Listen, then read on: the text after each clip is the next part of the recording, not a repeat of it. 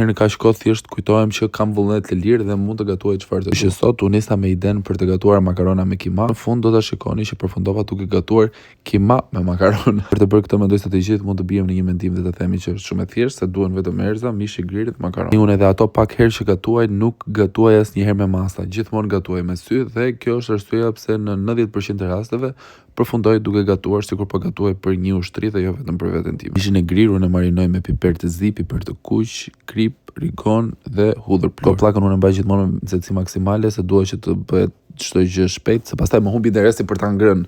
Dua që kur filloj ta bëj atë gjën, të përfundoj duke ja bërë shpejt, se pastaj më hajt më përtoj, më ikun uria, bëj me nerva. Në frigorifer edhe pak sallatë jeshile dhe pak domate, kështu që vendosa të bëj edhe një sallatë. Ftes mbaroj për sallatë jeshile, mund ta ha çdo ditë të jetë si me sallatën jeshile. Marinuar shumë thjesht me vaj ulliri, krip, lëng limoni dhe uthull mollë. Shumë e mirë, në fund del motrat në dua t'ju rikujtoj pak që të bëni follow dhe të mos prisni që kjo video t'ju dal prapë në for you page-ën tjetër, se mund të mos ju dal, kështu që bëni follow që tani të siguroheni që më ndiqni se më mor fryma. Mund ta shikoni në fund sasia e mishit të grirë është 3 fish më e madhe se sasia e makarona, sepse ishte gjys kile mish i grirë. Morali i kësaj videos është që të mësoni nga gabimet e mia. Faleminderit që pat video deri në fund. Mirupafshim.